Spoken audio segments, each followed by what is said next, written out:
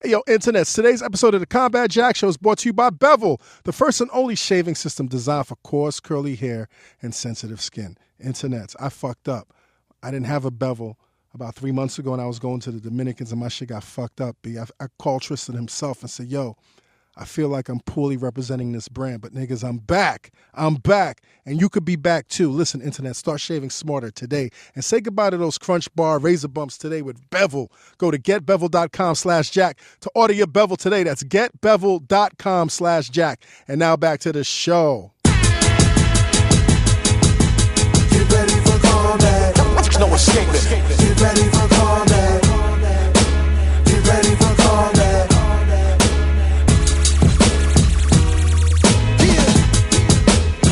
Combat Jack Radio Show. Stand up. Hey, yo, internets, this is Combat Jack, and I need your help. In order to support our show, we need the help of some great advertisers. So I'm not asking you to come out of your pocket, motherfuckers.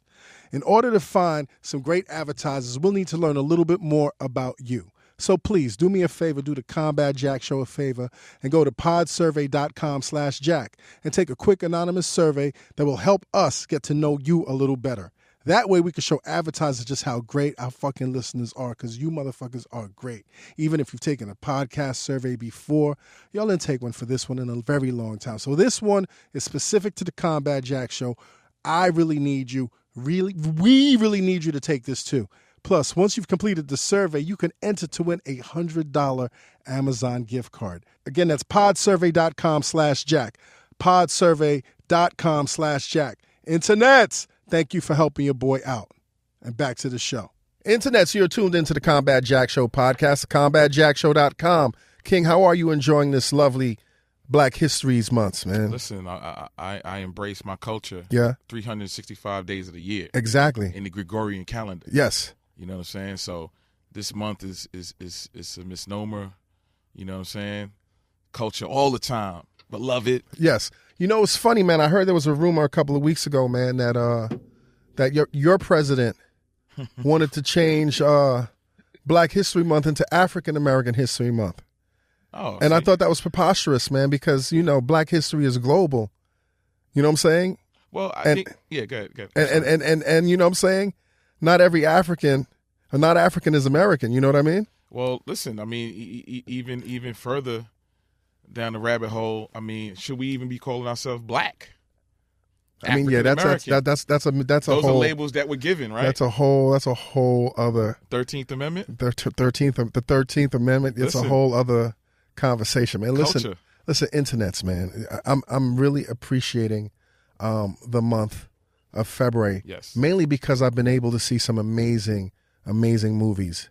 Been able to screen them.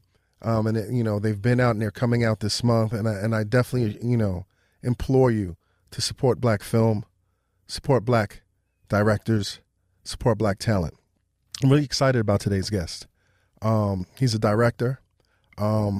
He's done some documentaries you might have heard of, but he has a current documentary that's out right now, and it's called I Am Not Your Negro, and it features works of the late great James Baldwin.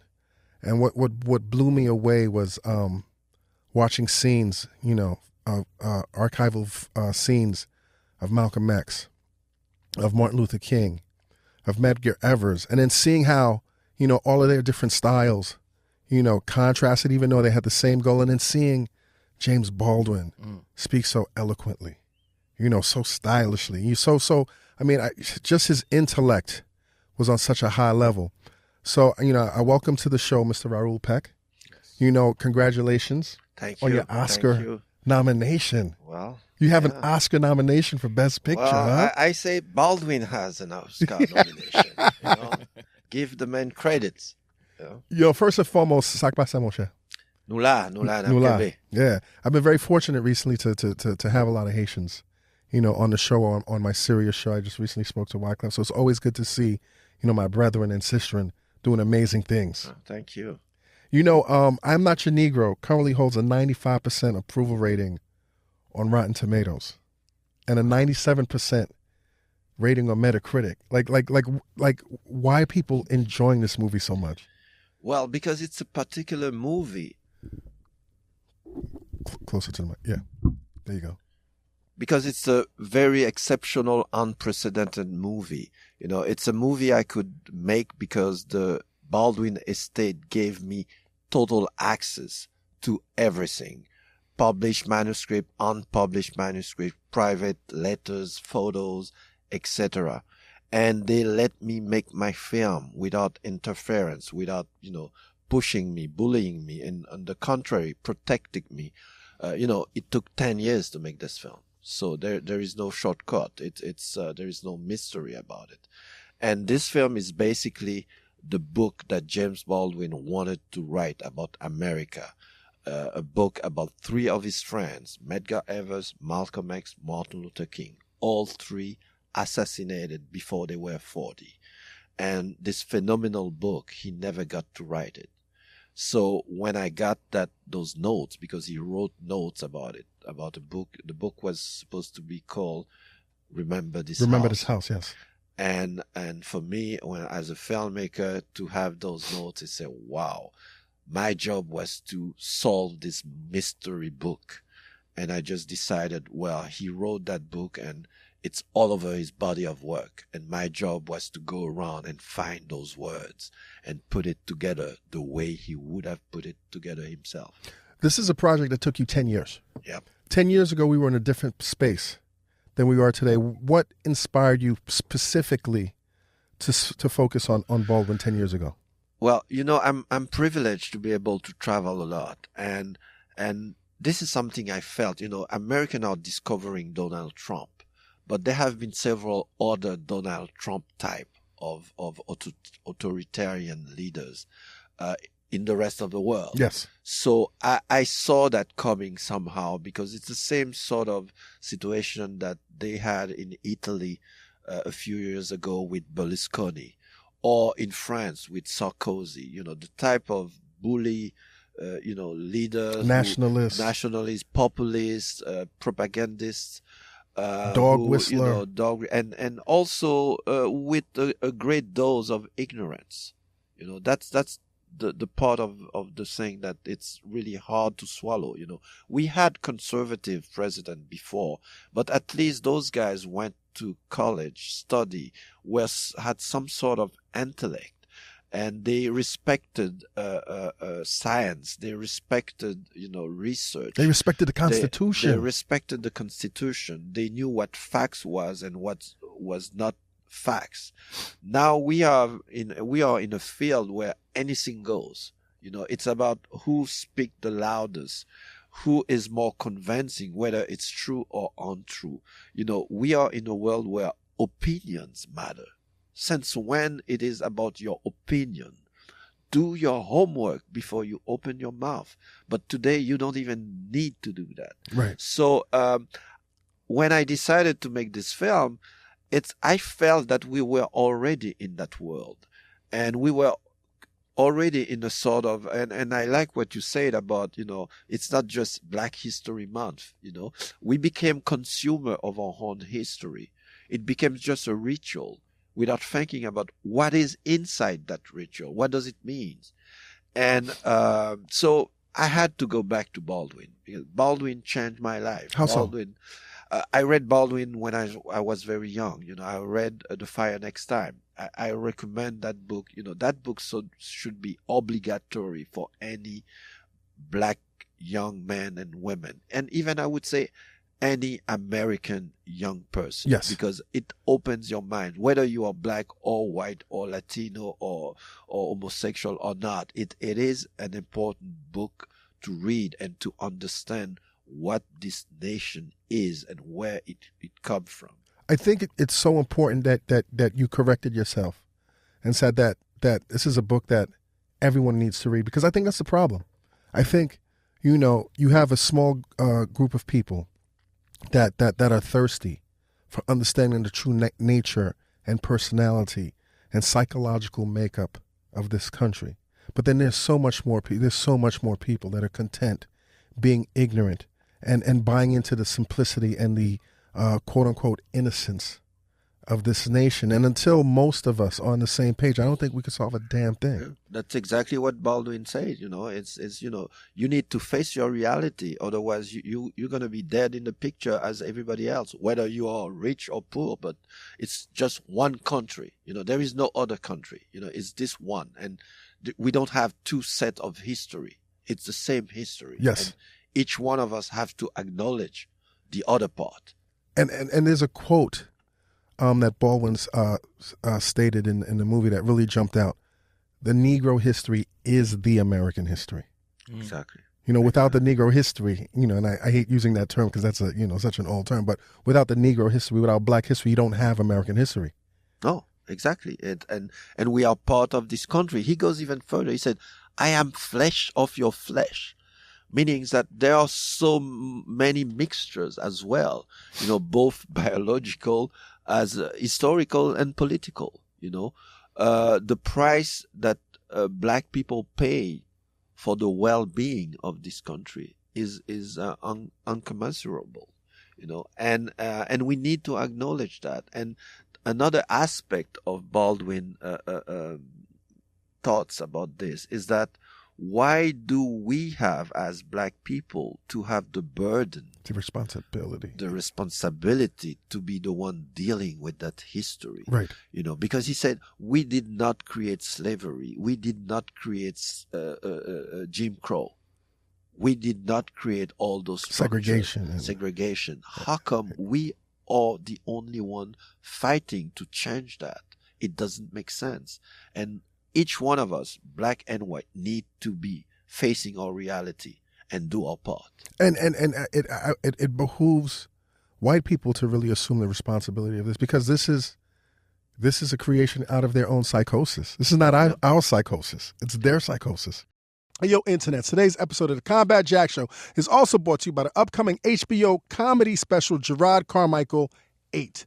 Gerard Carmichael is returning to HBO for his second stand-up comedy special entitled Gerard Carmichael 8, premiering March 11th at 10 p.m. on HBO. Filmed before a live audience in New York City, the show features Gerard's thought-provoking take on cultural norms. Carmichael addresses a wide range of subjects, including climate change that your president doesn't believe in, supporting the troops, and larger themes like race, politics, love, family, and so much more. Gerard Carmichael 8 is an A24 production directed by Bo Burnham, executive produced by Gerard Carmichael, John Hodges, Ravi Nandan, Bo Burnham, and Christopher Stoner. Gerard Carmichael 8 premieres on Saturday, March 11th at 10 p.m. on HBO. The special will also be available on HBO Now, HBO Go, and HBO On Demand. HBO, y'all. And now back to the show.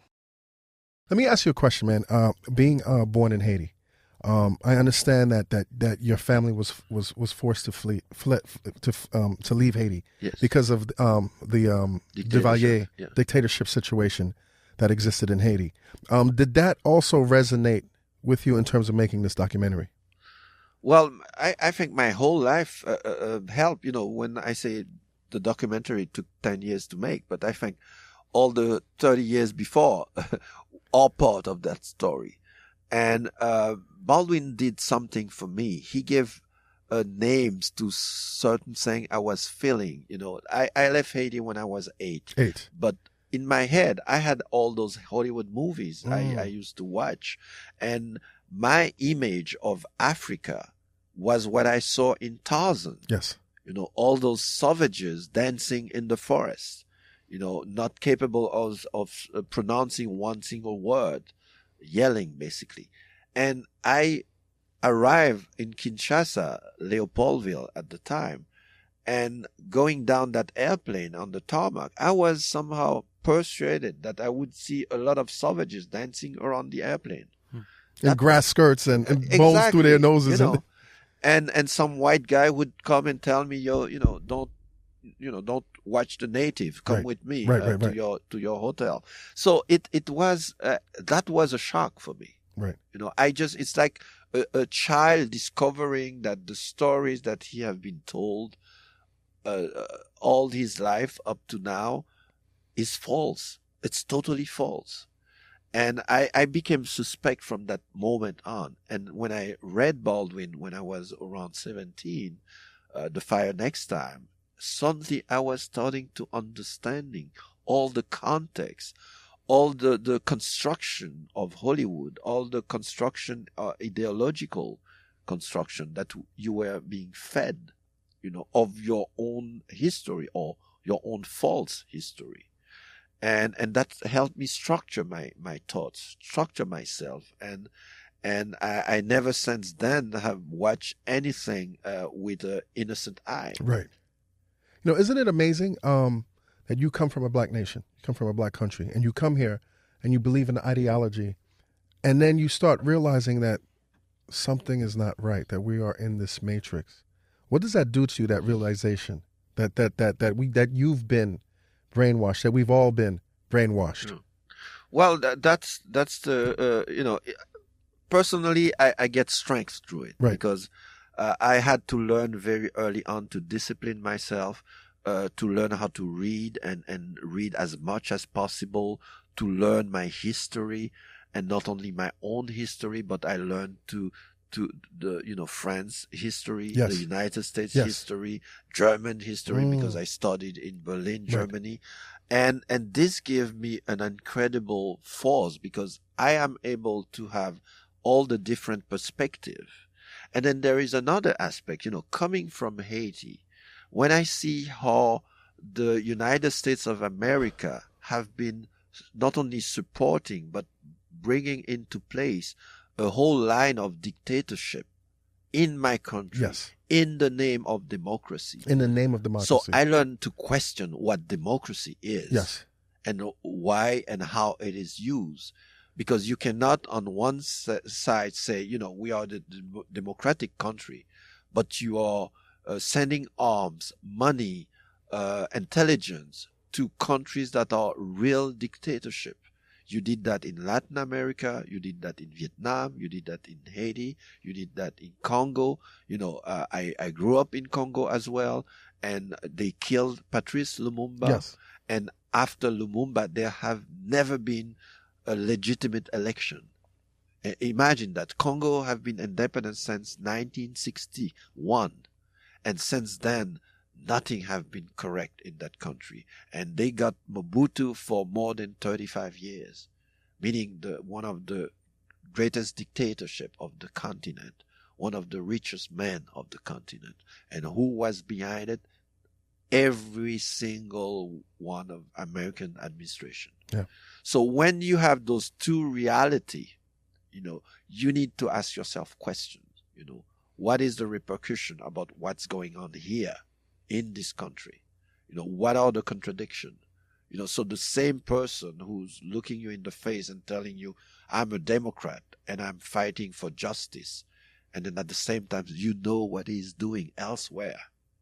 So you have to question the very structure of the country. It's funny. I've been bringing this up a lot recently. Being Haitian American, one of my uncles, voted for Donald Trump, and his reason was very complex, because morally he felt he couldn't vote for Hillary Clinton because of the Clintons' legacy in Haiti. And I understand so, that. And can we talk about talk about the difficulty of the Haitian Americans that know all too well America's legacy, the Clintons' legacy in Haiti, and why it affected where we are today? Well, that's because of the confusion we have. We are in a world of total confusion. So we don't know what's up and what's down. And we have been living in a world where we need recipes. We need, in any show, they always ask you, tell me in a nutshell, this and that. There is nothing in a nutshell. There's nothing in a nutshell. There is no yes or no answer. It's always complex. So yes, there is a contradiction for me when a white worker who lost his job because factories went elsewhere, or because Wall Street manipulated, the result of whatever he's fabricating, and then he loses his job, and you're going to vote for that same man who is part of that system. You have a government of billionaires now. So it means that there is a confusion. But, and this is our job now, to clear out the field, to put it upside down so that we really can understand what's going on. So it's we are all part of that confusion somehow. We are bombarded every day with information that are not legitimate information, that are mostly opinions as well. We forget to look at numbers. There are simple numbers here that you need to watch. What is the wealth repartition of this country? Who owns what? Right. What is their role in society? There are numbers that Oxfam, the NGO, the international NGO, published a few weeks ago, saying you have basically 8 individuals, not 8 family, 8 individuals own more than 41% of the wealth of the 41% poor part of the population. Right. 8 against 41%. 8 individual, 41% of the population. This doesn't make sense. Not in 2017. And you know what? A few years ago, it was 65 individual. So it became worse. Yes. So this is the reality on which we are sitting now. Once you start seeing the numbers, how those numbers are distributed in this country, who is making money, who is not, and since how many generations. There is something called class, social class. Yes. They reproduce themselves. If you are born poor, there is 99.9% that you will stay poor. Right. Because it's not equality, because you start already with a lot of disadvantage. Yes. You don't go to the best school. You don't live in the best apartment. You don't eat the best food. You don't eat the best food. You don't live in neighborhoods where you can have some sort of tranquility, so that when you go home, activities or stimulation, and simulation, learn music, learn all sort of music, all sort of dances, not just rap or just any local dance, but also classic. Yes. It's part of your general culture, so you can make a choice. In order to choose what you want to do, you have to know your options. Exactly. So and you have to have options. You have to have. You have to have options. So that's the kind of analysis that we need, so that we understand, who can be our potential leaders, or for who do we vote? What agenda do they have? Well, like most Congress have Social Security. Yes. They have insurance, one of the best insurance systems. So how come it's difficult for all the other citizens to have access to the same kind of advantages? By the way, in France and Britain, everywhere else in the Western world, you have Social Security. You have education. You have education. You can go to a doctor. You can, if you have cancer, you have the proper you get the means best treatment. to the best treatment. You don't need to be a millionaire to have the best treatment. So how come in the richest country in the world, you can't have that? Go back to the numbers. Look how it is constructed. And you will have more knowledge, and you will know better how to fight. Hey, yo, internets, once again, thanks again to HelloFresh. HelloFresh for supporting this week's episode of the Combat Jack Show. Each week, HelloFresh creates new, delicious recipes with step-by-step instructions designed to take around 30 minutes for everyone from novices to seasoned home cooks, short on time. HelloFresh currently offers customers a classic box, a veggie box, or a family box. Customers can order 3, 4, or 5 different meals per week, designed for either 2 or 4 people. New recipes are created every week. HelloFresh sources the freshest ingredients, measured to the exact quantities needed so that there's no food waste. And it's all delivered right to your doorstep in a special insulated box for free. And for all you calorie counters, HelloFresh employs 2 full-time registered dietitians on staff who review each recipe to ensure that it's nutritionally balanced. I got HelloFresh a couple of months ago. It came in this box. It was all these fresh ingredients. And what made it even more fresher was it was packed in ice. So internets, my food was fresh. Hence, HelloFresh. For $35 off your first week of deliveries, visit HelloFresh.com and enter your promo code JACK35 when you subscribe. That's HelloFresh.com. And when you subscribe, enter the promo code JACK35, JACK35, to get $35 off your first week of deliveries. Delicious ingredients you'll love to eat and simple recipes you'll love to cook. All from HelloFresh. And now back to the Combat Jack Show. Now, I want to jump more into your movie, but one more question about this. You think at this juncture that there's possibility for change? You know, studying history and studying other governments and being personally part of other countries. Well, you know, I will tell you like Baldwin, you know, we don't have a choice. You know, it's either we go down with everybody, and I'm meaning the rich as well, right? Because you can't, you know, it's the same country. You can't, you know, we're on the same forever. plane. We are in the same airplane or in the same Titanic, right? You know, so we don't have a choice. You know, we can't bury our head in the sand. We have to react. We can't continue to go on and be consumers, you know, and consumers of entertainment, consumers of this and content and passive. You know, we need to own our history. Like Baldwin said, you know, you need to own your history and to face it in order to change it. If you don't face it, you can't change it. And so people ask me, you know, are you hopeful or are you optimistic? You know, I can't afford to think into those terms. You know, I just know that I need to do something because I don't want to go down, you know, without a fight. So it's our responsibility to make sure that there is change. And it means that we need to work on that. Change is not, you know, bachelorette or the bachelor that you just vote. You know, it's not The Apprentice. It's not The Apprentice, you know. It means sit down, read a few books, learn, train yourself, talk with your family, talk with your neighbors, talk with people that have different opinion than you. Dialogue, build alliance. You know, that's something we forgot. The civil rights movement was not born out of anger. You know, people like Rosa Parks and all the others, they got organized, and there were many organized, not just black organizations. There were Jewish organizations, there were religious organizations, there were socialist organizations, there were women, etc., etc. That was one big coalition, institutional coalition, like with the unions, etc. Right.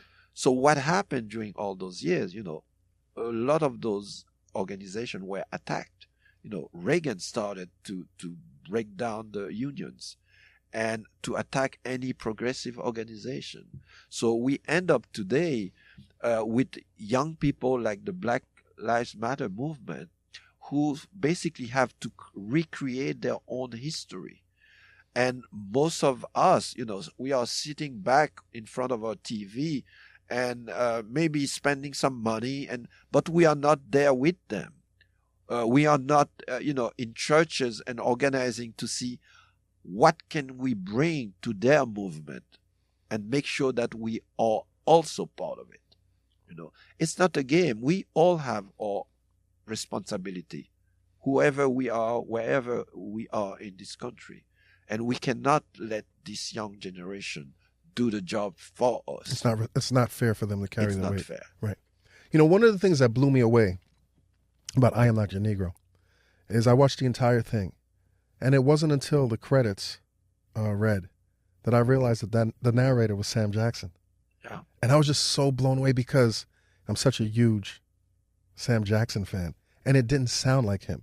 Yeah. And as much as you deserve, you know, the Academy for the picture, I think that was probably one of his finest roles as, you know, acting as James Baldwin, man. Yes, well, some critic wrote about it, indeed, that it was. It's so film. It's so not typical Sam Jackson. But it is Sam Jackson, and he did an incredible job, and that's why I wanted him. I knew he was an incredible stage actor as well, and contrary to what you said, I didn't want a narrator. I didn't want somebody who would put any distance between the words and the voice. Yes. It needed to be Baldwin. It needed to be Baldwin. And that means you need to have all the emotion, all the irony, all the humor, all the pain that Baldwin had in his voice. So Sam was inspired by the text. So he had to work with it and make sure that those words came from his guts and never with a distance, as he had more authority over the word. So it needs a great actor to be humble enough to submit to those words Right. and to be at the service of those words. And this is why this performance is incredible, because it is a performance. It is an acting. It's an amazing role. Yes. He plays that role perfectly. And he creates a character. Yes. And once you have a character, you are beyond a documentary. It's really it's a film. You are in cinema and you are following a character, a story with a beginning, a middle, and an end. Right. How were you able to lock down Mr. Jackson? Well, listen, I was very lucky, and let's be honest. It's a lot of the things. First of all, I got the access to the estate. Yes. Because you can't just take a name and make a film Of about course, it. You of need course. the rights. Right. And the estate gave me access to everything. Can you walk us through that process? Well, once I knew that it was going to be my next project, it was my decision, and I knew I needed the rights. So I wrote to the estate. That's what you do professionally. But weren't you advised that you might not be able to get the rights? Yeah, of course. My lawyer in LA said, Raoul, don't even try. Don't even try. Spike had a lot of problems with them, when he wanted to use one of Baldwin's screenplay, because Baldwin wrote the screenplay to the autobiography of Malcolm X. Yes. So this screenplay, by the way, have been published. I keep cutting you off, but I'm amazed watching this documentary that potential screenplay that was written by Baldwin, there was Billy D. Williams. Yes. Would have played Malcolm X. That's what he wanted. I can't imagine. Yeah, it would have been an incredible film. Yeah. But of course, knowing Baldwin, he went into a fight with the studios. Yes, of course. Because he had very strict idea of what he wanted. Right. So you reach out to the estate. So I reached out to them, and I got a first response within 3 days. Really? And they said, come see us, whenever you can. And I just went the next week. What was it about you? DC, what was it about your presentation that it's like I'm not going to say that it was easy. Yeah. But that they openly and willingly gave you access. That's the incredible story, because when I went there, it was a private house, and the person who opened the door for me was James Baldwin's younger sister, Gloria Carifa-Smart. And Gloria, and I learned very quickly that she have seen my films, and she have seen Lumumba. And Lumumba was an important figure for her. She's from that generation. She traveled with James Baldwin when she was 21 to Africa in his first visit to Africa. And she met those African leaders, some of them. And she learned about another continent. And so my film talked to her. And she knew, where I came from somehow. So your reputation preceded you. And yes, well, that's the saying. I never did big. I did important movies, but I never had some Harry Potter's type of success. So, but all the sacrifice over the year for me paid off. And I always made film I wanted to make and the way I wanted to make them. And this is what did open the doors for me. That's amazing. And there was trust. That's the other thing. There was trust very early on between us, and then we learned to know each other better and better. And she protected me. She let me take the time I needed. 10 years is a long time. Yeah. That means nobody Did you get on her nerves at some point? No, on the contrary. I think she knew what I was going through. Right. She knew. And by the way, she went through that. She know the life of an artist. She was the person very often the closest to her brother. You know, she served as a sort of secretary for him throughout his life, Right. and take care of his needs, take care of many things. So she knew the needs or the difficulties of finding the right way to write a book, or the right way to make a movie. And she knew the complex and the difficulty I had, because having that sort of access, I knew I better come with a great movie. Right. I couldn't just do, you know, the first idea that I had and go with it. Excuse me. So it took me 4 years to actually find the right entry point to this film, the right ideas that would make it an exceptional film. You know, so, and she was patient. She would feed me with documents and call me, or I would visit her. It was really a very family type of trust and exchange between us. So there is no miracle, Right. because this film is a film of many layers, and those layers you can only get to them when you take your time. You take your time to make errors as well, and corrected your errors. Right. You know, any musician companies or writer knows about that. You know, your first draft or your second draft or even your 20th draft, you know, there's still things that There's you always can work. There's always room for change. improvement. And then I was in the fortunate position to go all the way through that film with nobody interfering, nobody telling me, you know, that part you should change, or this I don't understand. Or they're you not know. going to like this, or you're going to Exactly. offend. Exactly. Right. So I needed that, because there were stuff I attempt in this film. I stick with it because ultimately I didn't have to resist to any other person Right. telling Any me other this is- influences. yeah, because I know I had some very violent cuts in that movie, and I'm glad that I stick to that all up to the end, and that's the kind of freedom that I needed to finish that film. And so I was blessed, and it's something exceptional, unprecedented. You never, in this industry, there is no way you're going to have rights or an option about anything for such a long time and have that kind of access about everything in the life of the work of an author, that this is the result. That's why you have that kind of film.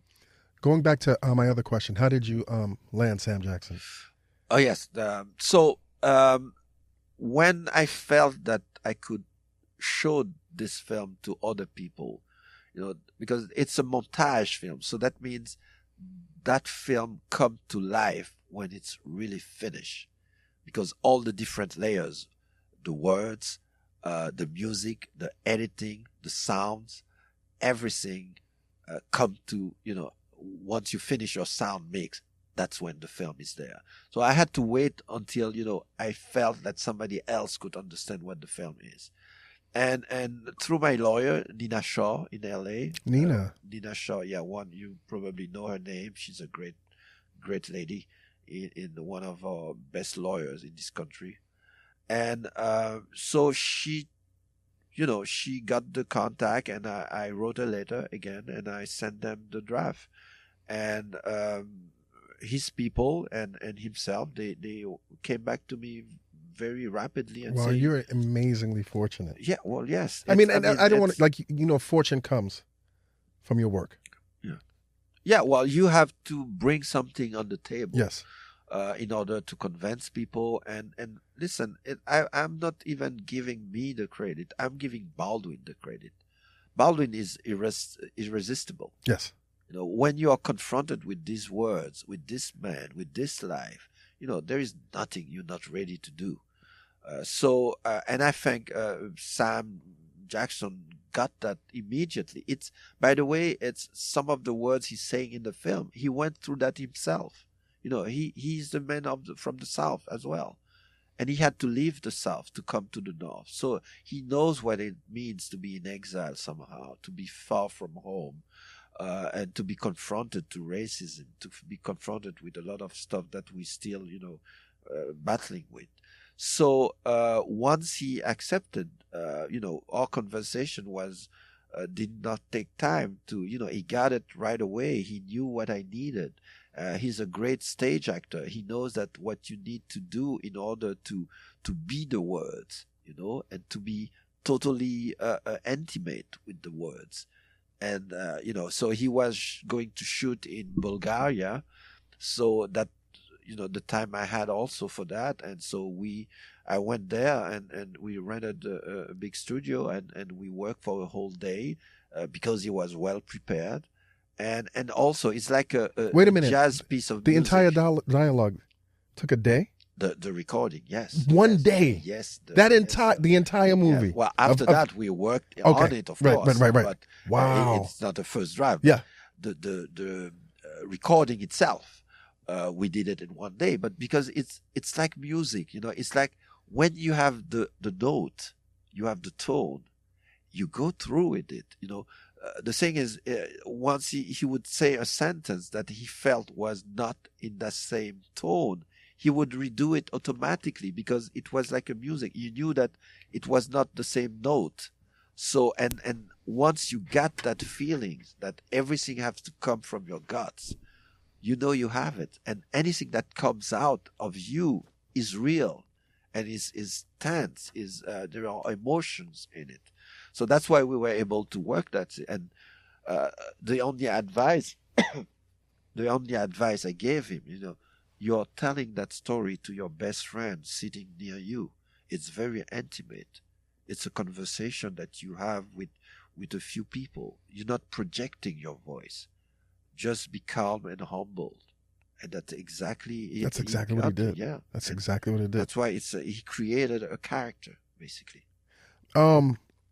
It's amazing that we're bearing witness to Baldwin's views, but it's also interesting that in the movie, Baldwin positions himself as being a witness. Can we talk about that? Yes. Well, that's why he was torn between those two positions, to be an actor and to be a witness. Mm-hmm. And you know how it is, to be a writer, if your writing is about what's happening at the moment, so you are more a journalist than you are an artist or right. a writer. So he wanted to always make sure that his writing is the writing of a writer and that writing will survive. That he's not making news. He's writing something with a beautiful language, with the music, with a rhythm, a kind of writing that is so close to philosophy, to artistry, to its most profound way, in its most profound way. So at the same time, he had to be present. He has to talk to the people, feel them, go to the South, be a witness, and also by his presence to be an actor as right. well. And he knew those people, each one of us. He knew the whole leadership, and their assassination hit him very hard, in a very physical way. You see him on the screen sometimes, taking his head in his hand, and moving uncontrollably. Oh yes, with emotion. Oh yeah, he took this very personally, and I think that's one of the explanations why he actually never wrote that book, because it was so painful. Revisiting, in the words he said in the film, because I would have to go on a journey again, visit, Medgar's wife, his children who are children no longer, right, etc., etc. Visit, Martin's wife and children, etc. So Malcolm's. he knew it was going to be a very painful journey, right? So he pushed it back until unfortunately he died. What's amazing also about what you capture in this documentary, and I was blown away by it. Usually when we talk about race, or when our leaders or our great intellectuals talk about the issue of race, it's usually in the form of, you guys need to help us fix this, or you guys need to fix this. But what blew me away, just so subtle in the movie, is how Baldwin never spoke about you and us. It's we. Like, he always spoke about, this is our problem. It wasn't the white man. It wasn't, the white. It's like we. Like, he always, he took great pride in being an American. And I think you captured that. Oh yeah, he doesn't antagonize people. He just tell to each one of us, this is your duty. You are responsible of part of it, whether you are black or white. And each one of us need to do his job. And because he's profoundly a humanist. So elevated. Yes, and it's a man who loved the human being as it is. There is a wonderful sentence, quote, that I like of him, that goes like this, is that every human being is an incredible miracle. And I learned to love the miracle they are, and at the same time to protect myself from the monster they have become. In that sentence, you have everything. The love and the prudence, the analysis, and the needs of change yourself and not being a monster. And he's telling that to everybody, whoever you are. His core audience is the human being, and this is profound. This is it's so deep. It blew me away. He's a great philosopher. Yeah. He's a great preacher. He was a preacher when he was 14. Imagine a young boy preaching to adults, talking about their souls, their faith, and having that type of responsibility. It changed you. It changed your whole life. So he had that love all his life, and with all the contradiction of love. And that's what makes him exceptional. There was never a distance between who he was and his thinking and his action. Hey, yo, internets, you know what this is. This week's episode of the Combat Jack Show is also brought to you by Bevel. Dermatologists approve and proven to reduce and prevent monkey bumps, discoloration, and anal warts on your neck, back, head, and whatever chest areas you decide to shave. Up to 80% of black men and women struggle with razor bumps, and up to 30% of all men and women encounter razor bumps as well. Listen, ladies, get rid of them razor bumps. We don't like it. The Bevel razor uses a single blade which cuts hair above the skin, not beneath, so you can avoid painful ingrown hairs. There's a reason 9 out of 10 customers come back to Bevel month after month. Created and crafted by Tristan Walker, my good brother, who saw a void in the health and beauty market. His goal is to make health and beauty simple for people of color. So, internets, y'all see it's a movement. Y'all hear it's a movement. Y'all know it's a movement. Join the movement and start shaving smarter today with Bevel. Go to getbevel.com/Jack to learn more and order your Bevel today. That's getbevel.com/Jack to get your Bevel shaving kit. Internet, start shaving smarter today with Bevel. And now back to the show. Speaking of monsters, it's so great how Baldwin speaks of, how white America really goes out of their way to portray us as the monster, when in fact they are the monster in their actions. Well, Baldwin speak of moral monsters, and that's why somehow for me what he says in the film and how the audience is taking it so far, I see the reaction in the discussions, is he speak about something that is very important. He say, and that we cannot be innocent anymore. And this is what I believe that the film will do to each person that watched the film, is that nobody, whether you're a woman, you're a gay person, a white or black or Latino, you cannot be innocent anymore. It's out there. The film confronts you to who you are, and it forces you to question yourself. Where am I in this construction? Where am I in my role in this country? What is my responsibility? And this is something very, very deep and very, exceptional. That you can have actually that experience, that spiritual, that personal, that intimate experience watching that man speaking to you, and directly. You will see that most of the moment he's looking at the camera. You can't look left, you can't look right. It's speaking at you. You are right. Sitting in that chair. He's speaking directly to you. And you must listen, and you are watching him, and he's looking at you in the eye, and he's telling you, you need to face it in order to fix it. You know, one of the things that I didn't get a sense of, and I'm curious, the thought just hit me. You know, I know how Baldwin impacted me, and particularly how your documentary impacted me. But at the time, what was how did they receive Baldwin when he was speaking out against the injustices of this nation? How did they receive him? First of all, don't forget, he was almost the only one.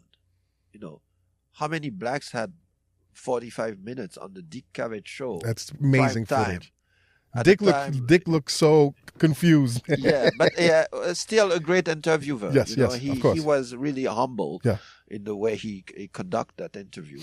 And but how many black author had that, you know, opportunity to be on platform on national TV? At the time, there were only three stations, channels. Yes. You know, so he was a celebrity, and almost the only one, and very vocal. And you know, in the film, I use footage of a very famous interview of Kenneth Clark, one of great black journalists as well, and psychologists. And who did he invite? Martin Luther King, Malcolm X, James Baldwin. Those were the three main spokesmen of the movement at the time. And he was friend of many artists, of Sidney Poitier, Harry Belafonte, Marlon Brando. Weren't they roommates, he and Marlon Brando? Well, Marlon Brando knew him, and they knew each other before both became well known. Right. They were friends, and later Marlon Brando could drop in Baldwin's house in Harlem and sleep for 2 days. They were buddies, you know. He felt at home at Baldwin. He knew Baldwin's amazing. mother, and that gives so much like more his own context mother. to the man of to what kind of man Marlon Brando was. Exactly. So all these men had some kind of solidarity with each other because they knew what each other was going through. You know, Baldwin had a premiere of one of his plays, and he wrote about it in an essay, how Sidney Poitier came all the way from California to spend just an afternoon with Jimmy before the premiere because he knew Jimmy needed his presence. You know, that's the kind of solidarity. Or when Baldwin took Nina Simone with him traveling to Africa and basically politicized her at a time where Nina was really down and was, you know, really fighting for her existence. And he became the elder, you know, and even in the time where he was criticized by the new progressive and radical leadership, like the Black Panthers and other black organizations, like as if he was like almost an Uncle Tom. He was still very, you know, gentle and polite with them. He supported them. He raised money for them. He visited them in prison. He wrote a beautiful essay for a letter to my sister, Angela Davis. You know, he was really a gentleman, and despite some critics or some even homophobic comments. Yes, which is something I'm sure was huge for him to overcome. That existed also in our community. And so he was an incredible persona, and then again the proof is, as they say, in the pudding. You know, these words he wrote 50 years ago, mostly. You see the film, it is as if he sat down this morning, and especially during this administration. It's incredible. Yeah, and so that shows how strong his thinking was. Yeah, and I appreciate the fact that you use images from that era as well as images of current events that are happening today. Yeah, exactly. And they fit perfectly. You know, it's like nothing changed. We were editing. I didn't know at some point that I would include images of Ferguson. Right. You know, I didn't, you know, but when it came, I knew I had to send a team. I knew I needed those images because, you know, those words I thought were, you know, philosophical and classic, you know, but they were modern and they were now, you know, and so actuality was, catching up with us, and the killings of those young Yes. black and boys and girls, that's a sequence that came very late in the movie. I had the words, but I could have used different type of images. But at that point, I knew I need images of today. Baldwin is speaking to today. Yes, and I need to have those faces of today. Right. And so it's an incredible, but it shows you that how a classic he is, and he understood the fundamentals of this country. It's all you need to know to understand your life today is just read one of 2 books of Baldwin. Baldwin speaks about American virtues being simplicity, sincerity, and immaturity. And just that concept blew me. Can we talk about that? Like our addiction to simplicity. Yeah. Our need to be immature. Yeah. Our need to present ourselves as being sincere. Well, that's the image that Hollywood created, And there is a sentence I like in the film where he said, John Wayne have been spending his whole life on the screen admonishing Indians with guns, and so that he was in no way in a necessity to grow up. That's exactly what we grew up with, this immaturity, as if life is a game.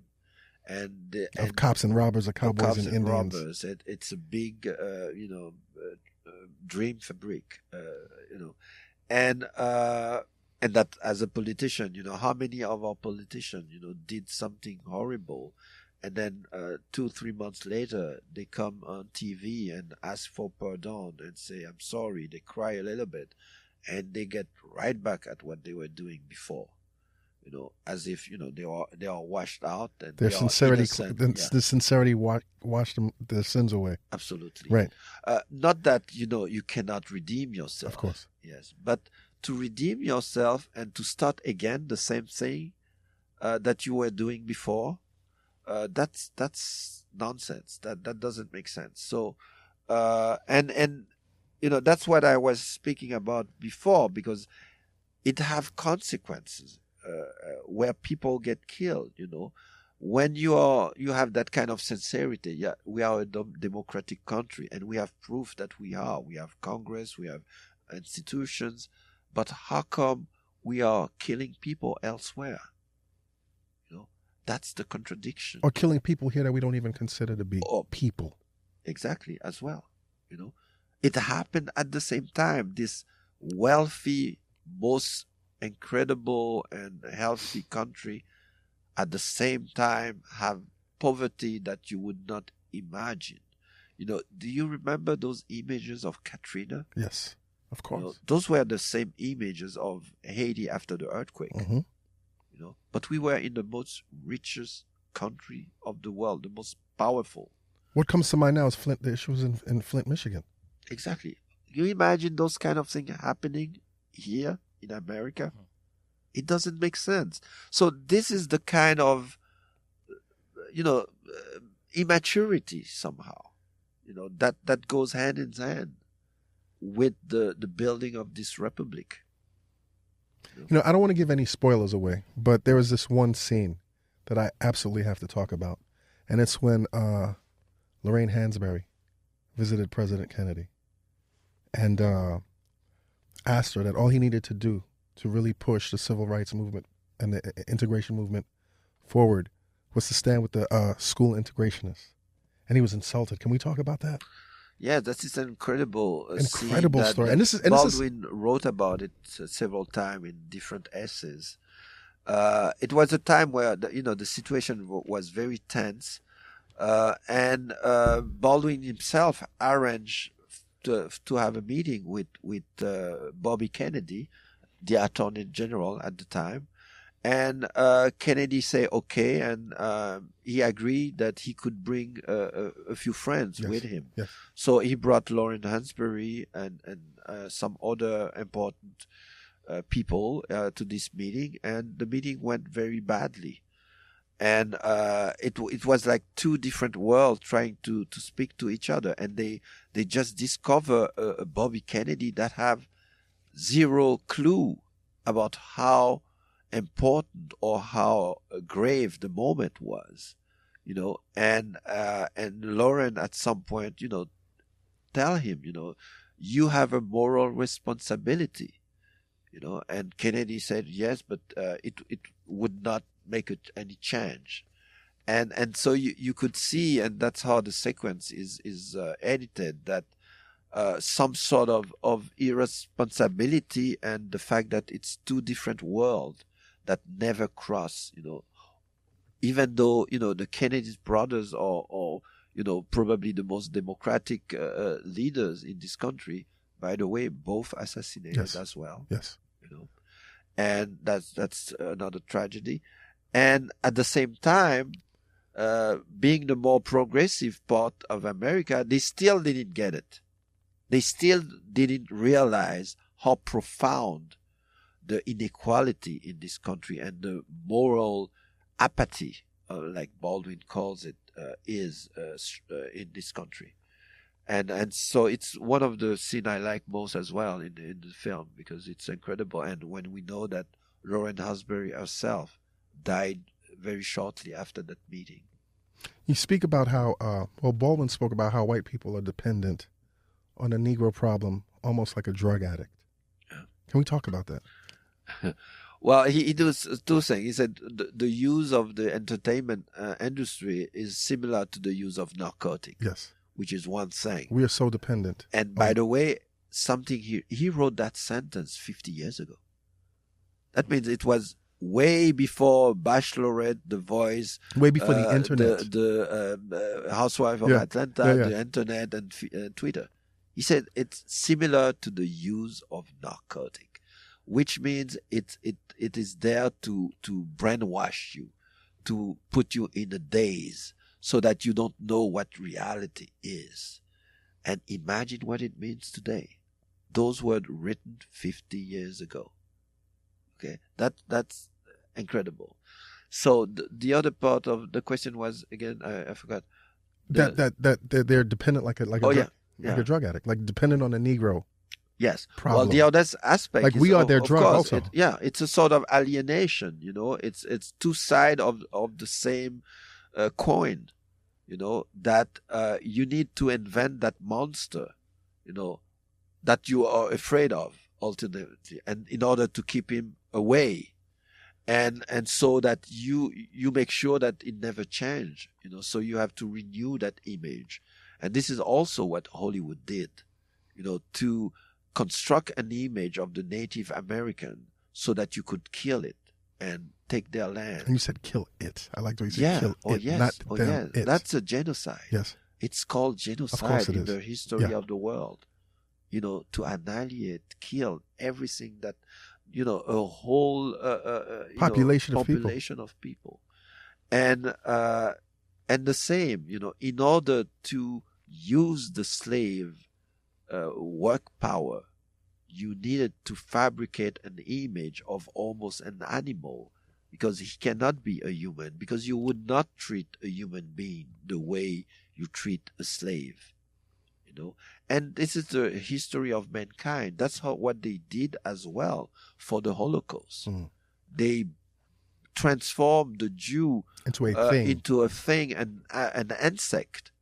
And once it was the propaganda made its work, that every person took it as an insect, so you can kill an insect, you know. And that's the same thing you did with the Vietnamese, and you know, and whoever that's what power do. Yes. You know, they invented the enemy, and they give it a face or not, and usually it's not a human face. It's not a human face. It's an animal.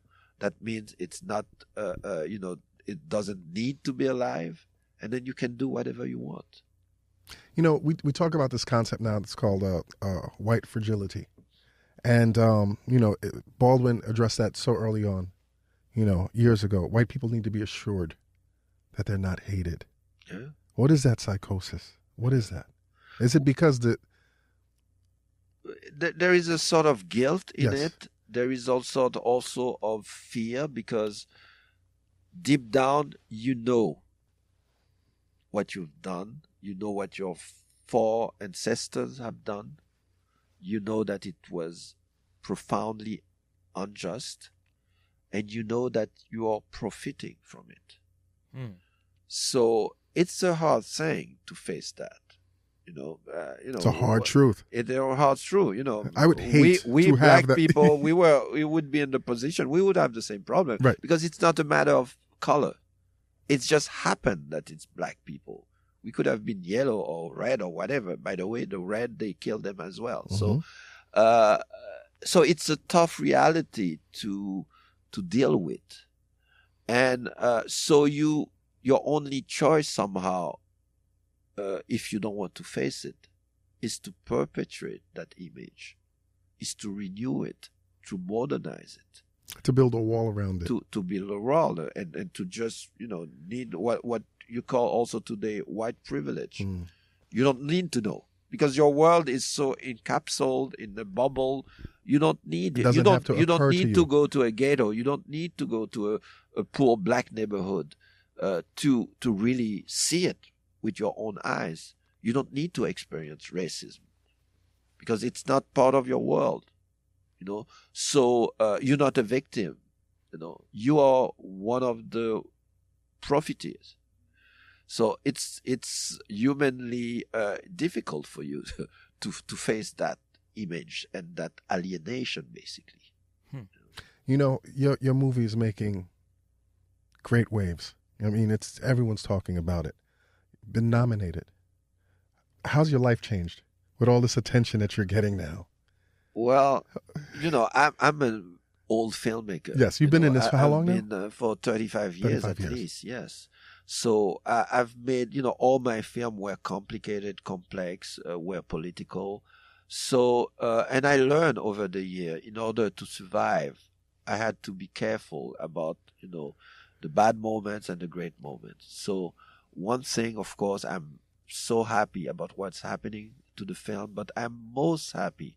It's not about me getting an Oscar or not. It's not about the film being nominated. For me, it's about Baldwin coming to the front line. It's about those words. How many young people will know who Baldwin is and will change their life after reading Baldwin or seeing the film, like Baldwin changed my life and the life of many, many different people, black and white. And that's why I'm happy. It's about Baldwin. I'm the president of the French National Film School. So I did a screening for the students a month ago, and after the screening we had a Q&A, and a young white French girl stood up, started to cry in front of everybody, and say, "Thank you for this film, because it's changing my life. I thought I was alone in this world, feeling the thing I'm feeling. I'm a lesbian. I'm a young white girl, but this film is changing my life." So, and I've been getting all that kind of response, throughout the country and in many different places. And this is what, justify the work I do. I came to film through politics. I came to film because film is an incredible medium to change the present order, and to educate, and it can be entertaining as well. It doesn't have to be, dark, but this is what I like in film. It can change you as an individual. So yes, for the Oscar, but the Oscar is for Baldwin. Yes. But at the same time, are you getting phone calls now from Brad Pitt, like, "Yo, buddy, let's go get lunch"? And like, has your world changed like that? Are you hobnobbing with the elite of Hollywood right now? I've been around. I don't make a lot of noise. But people in the branch, I think, knows me. And by the way, I spent 1 year at Plan B trying to develop. Plan B is Brad Pitt company. Yes. So it's one of the people I work with for a whole year, with his people, to try to develop the movie. At that time, I didn't know if it was going to be a narrative or a documentary. So, I've had, project where I was the executive producer together with Martin Scorsese. Wow. So it's my work, the work I do, is not all over the place, but people use it a lot. It's in the right places. A lot of my films are used in universities. They use it in film school, and that's the type of film I do. So I don't make noise, but I exist, and I'm glad that I succeed in surviving those last 35 years. I love that, Moshe. I definitely love that, man. Well, listen, man, I could talk to you for at least another 2 hours, but I know that our time is up. Really, congratulations. Thank you. On such a beautiful work, and good luck also. Thank What do you think about the whole concept of this year, Oscars so black? After the backlash of Oscars so white last year. Well, that's a show discussion. It doesn't mean anything. Doesn't mean by anything, the way, right? the Academy did its job. They changed some rules, and that's good. But you won't be nominated if you don't get to make the film. Right. The problem is in the making of the film. Mm. Who takes the decision to make a film on James Baldwin? Who greenlights? That's where the power is. And that was kept untouched. And as long as it's kept untouched, nothing will change. Those films, I know all the other filmmakers. I know Ava DuVernay. I know Ezra. All of us, we have been making those films no matter what. Right. We didn't wait for somebody to give us a favor. So as far as I'm concerned, nothing has changed. Right. As long as I don't have in front of me a black man, a woman, a gay person that is capable of understanding where I come from, that don't ask me a lot of stupid questions about why do I need to make a film about James Baldwin. Right. And who doesn't tell me, black audience doesn't come to see this movie. Yes, they don't come because you don't make movie for them. They don't exist in your world. So it's as long as we don't touch this power structure, nothing will change. As long as we don't disrupt the virtues of simplicity, sincerity, and immaturity, nothing will change. And you have beautifully put it. Yes. Mr. Raoul Peck, thank you so much. Thank you for having me. Internets, it's so important. Not only is it our responsibility to support black film, but this film will change your life, and it'll change your perspective, and it'll bring so much more humanity to your life. Once again, sir, thank you. Thank you. King. Thank you. I love these moments, man. Love it. We always talk about being on our dean. Yes. Yeah, we got to get back on our dean, man. We got to stay on our dean. Stay on our dean. We got to stay on our dean. Absolutely. Read more books, y'all. Read more books. Let's bring back a book club, man. We remember we was talking about doing it before. We just got to start it. Yeah. All right. Let's do that. Listen, internets, you know what it is. Dream those dreams, and then man up, woman up, and live those dreams. Because the life without dreams is black and white, and the universe flows in Technicolor and surround sound. Pow. Hey, yo, internets, once again, thanks to HBO and Gerard Carmichael for supporting this week's episode of the Combat Jack Show. Gerard Carmichael is returning to HBO for his second stand-up comedy special, Gerard Carmichael 8. I'll always remember that because 8 is my favorite number. Filmed in front of a live audience in New York City, the show features Gerard's subversive, thought-provoking take on cultural norms. Gerard Carmichael 8 premieres on Saturday, March 11th at 10 p.m. on HBO. This episode of the Combat Jack Show was produced by Jonathan Mena, executive produced by A. King and Chris Morrow, engineered by Samir Karan, and recorded in the Engine Room Audio Studio in downtown Manhattan. This is an official Loudspeakers Networks production.